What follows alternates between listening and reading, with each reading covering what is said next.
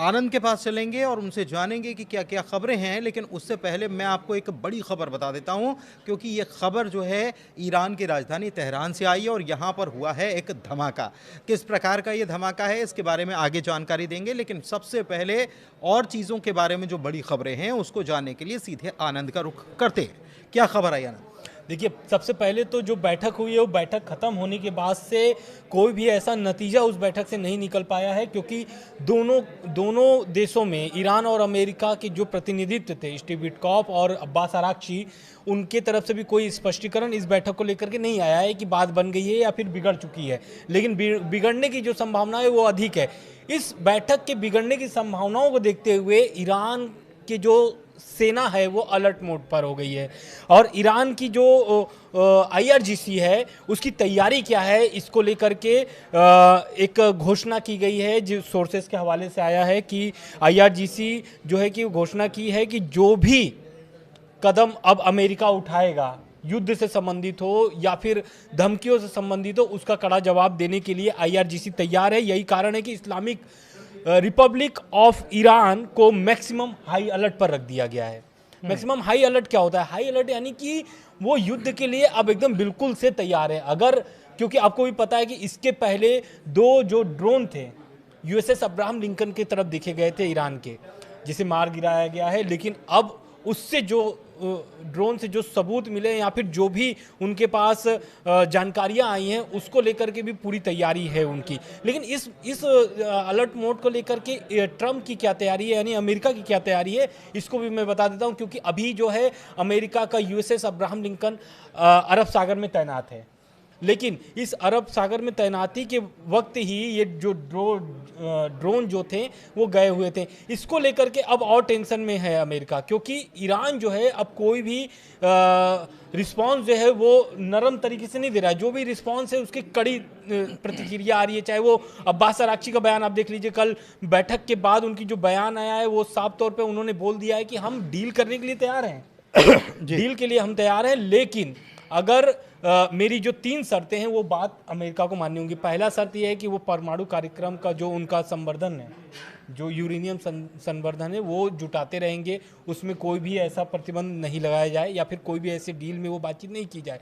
दूसरा, ballistic missile वाली बातें, क्योंकि बैलिस्टिक मिसाइलें सेल्फ ऑफ डिफेंस होता है, एक अपने देश की सुरक्षा के लिए वो बनाते हैं। तो उनका कहना है कि जो बैलिस्टिक मिसाइलें हैं उस पर भी कोई भी डील नहीं की जाएगी, क्योंकि अमेरिका का कहना है कि 500 मीटर वाली रेंज को आप सीमित रखिए, मतलब उससे अधिक के रेंज वाले मिसाइल को आप नहीं बना सकते हैं। अमेरिका की ये शर्त है, मतलब 500 किलोमीटर की हाँ, रेंज तक रखना बिल्कुल। पड़ेगा। तो अब इसको लेकर के ईरान ने भी साफ कर दिया। तीसरी जो सबसे बड़ी शर्त है वो है कि जो क्षेत्रीय उनके जो सहयोगी हैं, यानी कि प्रॉक्सी जो हैं, हिजबुल्लाह, हमास और हुती, इन तीनों को जो सपोर्ट देने की बात था, समर्थन देने की बात थी, अमेरिका ने साफ मना कर दिया था कि इनको आप समर्थन देना बंद करें। तो इस पर भी उनकी स्पष्ट बयान आ गया है। उन्होंने कहा कि समर्थन जो है वो हमारे देश यानी कि ईरान और उन देशों से हमारा संबंध है, हम उसको बिगाड़ नहीं सकते हैं, तो उस पर भी बातचीत करने के लिए हम तैयार हैं, लेकिन ये जो समर्थन है ये जारी रहेगी, ऐसा सोर्सेस के हवाले से आ रहा है। बिल्कुल। देखिए, बड़ी बात ये भी इस बीच निकलकर सामने आ रही है कि कल जो मीटिंग हुई, करीब 8 घंटे तक ये बातचीत चली ओमान की मध्यस्थता में। वहाँ के विदेश मंत्री इसकी मध्यस्थता कर रहे थे, स्टीव विटकॉफ थे और अब्बास अराक्ची थे। दिलचस्प बात क्या? दिलचस्प बात यह है कि खबरें जो आई बैठक को लेकर वो ये आई कि दोनों तरफ से तनातनी का माहौल रहा, लेकिन बैठक के बाद क्या खबरें आई, बयान क्या आए, उसको भी समझना ज़रूरी है।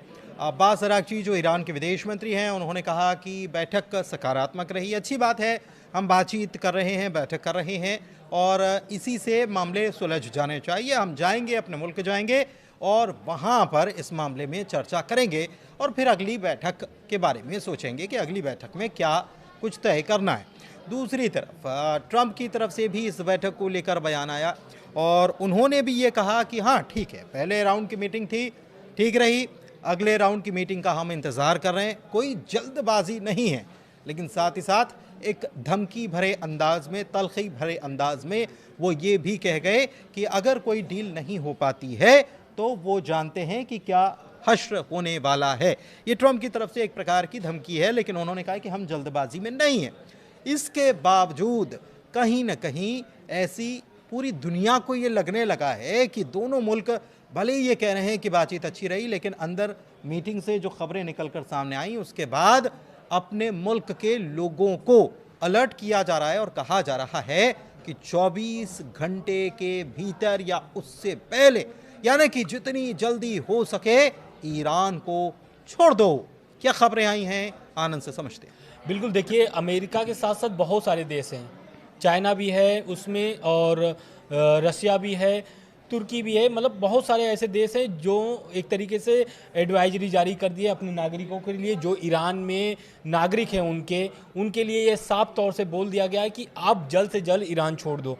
क्यों छोड़ दो? क्योंकि जिस तरीके की टेंशन बनी हुई है दोनों देशों के बीच, कभी भी हमला हो सकता है, जैसा कि अभी आपने बोला कि 24 घंटे भी या फिर उसके पहले भी या उसके बाद भी हमले हो सकते हैं।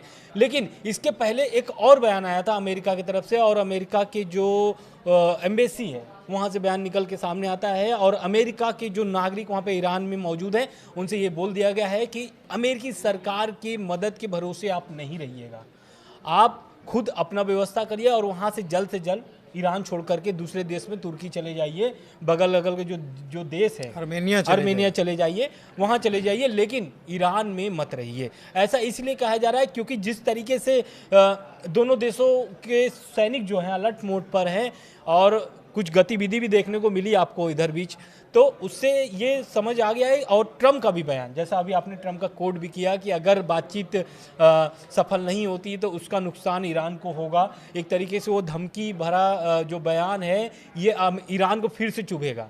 बिल्कुल, ईरान को फिर से चुभेगा। अच्छा, इस बीच एक्सप्लोजन रिपोर्टेड इन हैशमियते तेहरान, मतलब कि एक बड़ा धमाका हैशमातिये में हुआ है तेहरान के, और ये रिपोर्ट्स जो हैं वो बता रही हैं, उनके मुताबिक एक इमारत है जो कि आर्म फोर्सेस जो हैं वहाँ के सुरक्षा बल जो हैं उनका जनरल स्टाफ वहाँ रहता है, और वहाँ धमाका हुआ है। अच्छा, इस बीच खबर ये भी है कि ईरान की मिलिट्री ने भी ये कंफर्म कर दिया कि हाँ, एक धमाका या एक आग लगने की घटना सामने आई है। ईरान के आर्मी बैरक में ये घटना सामने आई है, लेकिन कोई नुकसान नहीं हुआ है। तो ये बहुत बड़ी खबर है। और इस बीच एक बड़ी खबर और है कि अमेरिकी सरकार, अब एक तरफ डील चल रही थी, डील में बातचीत चल रही थी, बैठक, लेकिन उसमें कुछ निकला नहीं। लेकिन उसके बाद क्या हुआ? उसके बाद ईरान के ऊपर कैसे प्रेशराइज या कैसे उसके ऊपर दबाव बनाया जाए, ईरान के सहयोगी मुल्क उसके ऊपर दबाव बनाए, इसके लिए एक रणनीति चली गई, एक चाल चली गई। क्या चाल है, क्या जानकारी है, उसके बारे में आनंद से समझते हैं। बिल्कुल, देखिए बातचीत जो था ओमान में, वहाँ खत्म होते ही, बैठक खत्म होते ही तुरंत अमेरिका ने कई नए प्रतिबंध ईरान पर लगा दिए हैं। और इसमें से पहला जो है तेल से जुड़ा हुआ है, जिसमें 14 टैंकर और 15 कंपनियों और 2 व्यक्ति, इन सभी पर नए प्रतिबंध अमेरिका ने लगा दिए हैं। और साफ बोल दिया गया है कि अगर ईरान की जिस तरीके से अभी व्यवहार अमेरिका के प्रति है, या फिर डील को लेकर के जो उनकी नीति है, या फिर वो जो सोच रहे हैं, इसे वो समझ ले, नहीं तो फिर आने वाले समय में इसके साथ साथ और कई नए प्रतिबंध लग सकते हैं। लेकिन एक और सबसे बड़ी महत्वपूर्ण बात यह है कि जो अमेरिका और ईरान के बीच तनाव तो चल रहा है, लेकिन इस बीच एक खबर आ रही है, वो ये आ रही है कि यूएसएस अब्राहम लिंकन जो है, वहाँ के जो सैनिक हैं, मतलब जो वहाँ सैनिक तैनात हैं उस पर, उनकी क्या तैयारी है। तो वो निकल के आ रहा है कि जिस तरीके से उन्होंने ड्रोन गिराया था ईरान के, अब उससे वो बहुत चिंतित है, क्योंकि बातचीत तो बनी नहीं है। बातचीत बनी नहीं है, मीटिंग 8 घंटे चले जैसा कि आपने बताया, लेकिन इस मीटिंग से कोई भी स्पष्ट नहीं हुआ है। लेकिन इस पर अब्बास अराक्ची क्या बोलते हैं? अब्बास अराक्ची ने कह दिया कि वो युद्ध नहीं चाहते हैं, लेकिन अगर हमला हुआ तो सभी विकल्प खुले हुए हैं, सभी विकल्प खुले हुए हैं, यानी कि ऑल ऑप्शंस ओपन।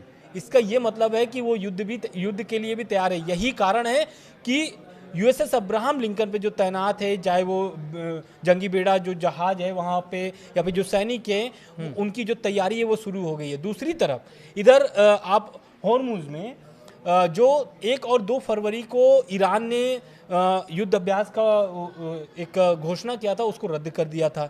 लेकिन अब वो घोषणा, क्योंकि ये बैठक थी इसको लेकर के और अमेरिका की धमकी इन सभी के बीच में, उन्होंने ये युद्ध अभ्यास रद्द कर दिया था। लेकिन अब खबरें ऐसे निकल के सामने आ रही है कि बैठक खत्म हो चुकी है और वो फिर से होर्मुज में तो ये बैठक युद्ध अभ्यास शुरू कर सकते हैं। लेकिन उसमें युद्धाभ्यास में कौन कौन शामिल हो रहा है? चाइना भी उसमें अभी चाइना और रूस इसमें शामिल नहीं हो रहे हैं, क्योंकि ये जो युद्ध अभ्यास था वो लाइव ओपन ऐसे करके लाइव नौसैनिक अभ्यास उनका है और वो सिर्फ ईरान का ही है और ईरान ही इसमें 2 दिन का युद्ध अभ्यास करेगा। ये घोषणा ठीक खामनी साहब के बयान के बाद आया था और ये बहुत महत्वपूर्ण हो जाता है, क्योंकि होर्मुज, मैं आपको पहले भी बता दिया था कि यहाँ पे युद्ध अभ्यास शुरू करना, और यहाँ पर क्योंकि यहाँ से बहुत ज़्यादा दूर नहीं है अरब सागर जहाँ पर यूएसएस अब्राहम लिंकन तैनात है, और ये होर्मुज एक ऐसा जगह है जहाँ पर अगर ब्लॉक करता है ईरान तो ये सभी देशों के लिए मुश्किलें खड़ी हो सकती है। तो वहाँ पर देखिए नौसेना जो है ईरान की तैनात है। अच्छा, एक बड़ी बात और है कि जो प्रतिबंध लगाए गए हैं उसके बारे में तो आनंद ने बताया ही। इसके अलावा ट्रंप ने 25% टैरिफ लगाने का भी ऐलान किया है, और ख़ास तौर पर ये वो मुल्क हैं जो ईरान के साथ बिजनेस करते हैं, धंधा करते हैं, मतलब चाइना, रशिया, यूएई, तुर्की, ये सब जो हैं ईरान के साथ बिजनेस करते हैं और इनके ऊपर 25% का टैरिफ लगा दिया जाएगा। इसके लिए साइन कर दिए गए। अब ऐसा होगा तो क्या होगा? ऐसे मुल्क जो हैं जो ईरान के साथ बिजनेस करते हैं, ये ईरान के ऊपर कहीं ना कहीं दबाव बनाने की कोशिश करेंगे। दबाव बनाने की कोशिश करेंगे तो ये भी हो सकता है कि वो दबाव काम आए। अमेरिका ऐसा मान रहा है, लेकिन ईरान ने देखिए साफ तौर पर कह दिया है कि आप जो यूरेनियम एनरिचमेंट की आप बात कर रहे हैं, हम इस पर बात तो करेंगे।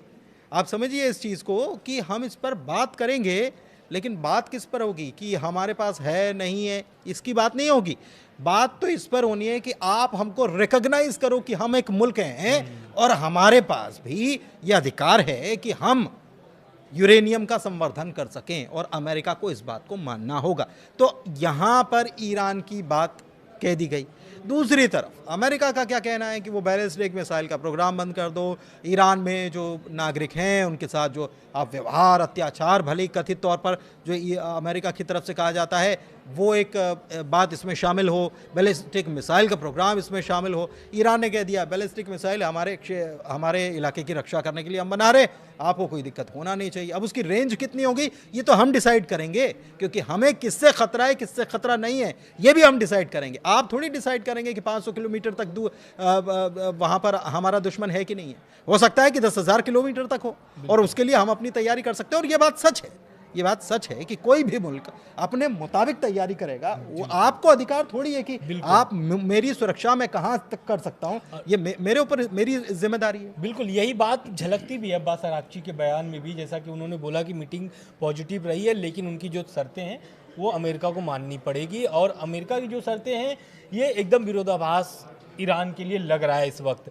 क्योंकि कोई भी देश, जैसा आपने बोला कि अपने सेल्फ डिफेंस के लिए तो कुछ तो हथियार अपने लिए तैयार रखेगा, क्योंकि सबसे बड़ा अगर ईरान का इस समय अगर मिडिल ईस्ट में कोई दुश्मन है तो वो है इजराइल। लेकिन इस बैठक को लेकर के अभी इजराइल का कोई ऐसी कोई प्रतिक्रिया आई है क्या? अभी नहीं, देखिए अभी इसकी कोई प्रतिक्रिया नहीं आई है, लेकिन इजराइल जाहिर तौर पर इजराइल इस बात के कतई पक्ष में नहीं है कि कहीं बैठकर कोई बातचीत हो। इजराइल ने तो कह दिया है कि आप नहीं कर रहे तो हम कर देते, और अभी मौका तो मुझे लगता है कि तलाशा ही जा रहा होगा। और इजराइल जो है वो शायद इस बात के, क्योंकि ईरान के साथ उसका जो टेंशन है उसको लेकर तो हम ये कह सकते हैं कि इस बात के लिए दुआ कर रहा होगा कि ये मीटिंग सक्सेसफुल ना हो जी, ताकि वो एक प्रकार से प्रेशर बनाने की कोशिश भी करा अमेरिका, और एक हमला करने का मौका भी मिल जाएगा इजराइल को, भी मिल जाएगा। और वो भी जानता है कि अमेरिका एक बड़ी ताकत है, और इस ताकत के दम पर वो अपने एक सबसे बड़े दुश्मन जो है उससे निपटना चाहता है। ये देखिए ये बिल्कुल साफ है, आईने की तरह साफ है, इसमें कोई नई बात नहीं है। नहीं तो अकेले अपने दम पर अगर लड़ सकता तो फिर इसमें अमेरिका को बीच में दाखिल होने की ज़रूरत नहीं थी। लेकिन एक बार फिर से जब इतना सब हो गया, JCPOA फिर से वापस लागू करके प्रतिबंध भी लगा दिए, तो फिर परमाणु मुद्दे पर बात करने की ज़रूरत या इस मीटिंग की ज़रूरत या ऐसे टेंशन की ज़रूरत क्या थी? नहीं थी। लेकिन फिर भी ईरान से जो दुश्मनी है उसके चलते इजराइल अमेरिका के ऊपर ये प्रेशर क्रिएट कर रहा है कि आप इसके लिए बात करो और इसको मामले को सॉल्व करवाओ, और सॉल्व ही नहीं करवाओ, वहाँ पर रिजीम चेंज करवाना है हमें। बिल्कुल। और ट्रंप जो है वो इस बात को लेकर एक प्रकार से कंधे पर हाथ रख चुके हैं नेतन्याहू। और जंगी बेड़ा भी अपना भेज चुके हैं अरब सागर में। तो इतनी जब सब तैयारी कर ली, और देखिए आपने पिछली बार भी पूछा था ये सवाल और मैंने कहा था कि शायद दबाव बनाने का, लेकिन ये बात सही है कि बैलिस्टिक मिसाइल प्रोग्राम जो है ईरान का वो इतना ज़्यादा ख़तरनाक है कि सबकी आंखों में चुभने लगा है, क्योंकि क्या पता कब बैलिस्टिक मिसाइल किसकी आंखों में जाकर धंस जाए।